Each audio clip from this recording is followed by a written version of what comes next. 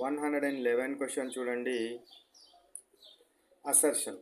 Friction always opposes the relative motion between two surfaces in contact. Friction ఎప్పుడూ కూడా వస్తువు ఇటువైపు కదులుతూ ఉంటే దానికి ఆపోజిట్లో ఈ సర్ఫేస్, కాంటాక్ట్లో ఉన్న సర్ఫేస్ ఆపోజిట్లో పనిచేయడం జరుగుతుంది. కాబట్టి ఎప్పుడు కూడా రిలేటివ్ మోషన్కి ఫ్రిక్షన్ అనేది ఆపోజిట్గా ఉంటుంది. కాబట్టి assertion correct. Friction acts in the same direction as the applied force. Wrong. మనం బాల్ని ఇటువైపు తంతే, అప్లైడ్ ఫోర్స్ని అప్లై చేస్తే ఫ్రిక్షన్ అనేది ఆపోజిట్లో ఇటువైపు అప్లై చేయడం జరుగుతుంది. కాబట్టి this is wrong. Assertion is correct, reason is false. ఏదైతే చూడండి, ఇది రెండిట్లలో లేదు. So assertion is correct and reason is false. So C answer is correct one. C answer correct answer. Next 112 question చూడండి. Friction is greater between rough surfaces than between smooth surfaces. Yes, friction గరుకు తలాల మధ్య ఎక్కువగా ఉండడం జరుగుతుంది. ఎందుకు గరుకు తలాల మధ్య ఎక్కువగా ఉంటుంది friction?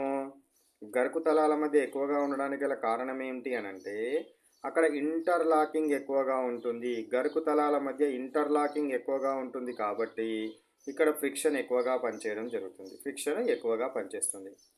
Rough surface have more irregularities that interlock when they come in to contact.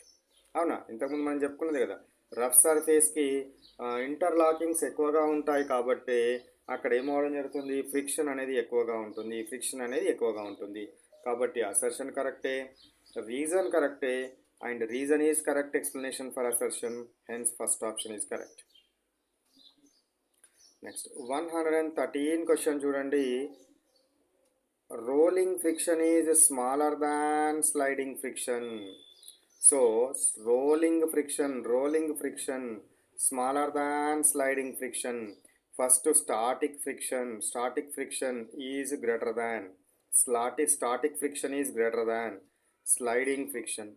Sliding friction is greater than rolling friction. Rolling friction is greater than what it is, drag. Okay, so ఇప్పుడు ఏది అన్నాడు, rolling friction is smaller than sliding. కరెక్టే. In rolling friction only a small area of the object is in contact with the surface at a time. Yes, రోలింగ్లో ఏమవుతుంది, ఒక చిన్న తక్కువ surface ఏరియానే ఎర్త్తోటి అటాచ్మెంట్లో ఉంటుంది కాబట్టి ఈజీగా రోల్ అవ్వగలుగుతుంది. అందుకే రీజన్ కూడా కరెక్టే, అసర్షన్ కరెక్టే and correct explanation. So that's why first option A is correct. Both assertion and reason are true. Reason is the correct explanation for assertion. Next 114 question చూడండి. Streamlined shapes of vehicles and animals help reduce fluid friction. Yes. So streamline, గాలిలో ఎగిరే పక్షులు ఏవైతే ఉంటాయో ఆ పక్షుల యొక్క body అనేది స్ట్రీమ్లైన్ చేయడం జరిగింది. అంటే తక్కువ ఫ్రిక్షన్, ఏ రకంగా ఉంటే తక్కువ ఫ్రిక్షన్ కలుగుతుందో ఆ రకంగా స్ట్రీమ్లైన్ చేయడం జరిగింది. రెడ్యూస్ ఫ్లూయిడ్ ఫ్రిక్షన్, గాలి వల్ల కాబట్టి అది ఫ్లూయిడ్ ఫ్రిక్షన్ అంటారు లేదా ఎయిర్ డ్రాగ్ అంటారు. Next reason, a streamlined body allows the fluid to flow smoothly over its surface and reduce resistance. అంటే ఏంటిది, ఫ్రిక్షన్ని తగ్గించుకోవడం కోసమే ఇది ఉపయోగపడుతుంది. కాబట్టి రీజన్ కరెక్టే, అసర్షన్ కరెక్టే and reason is correct explanation for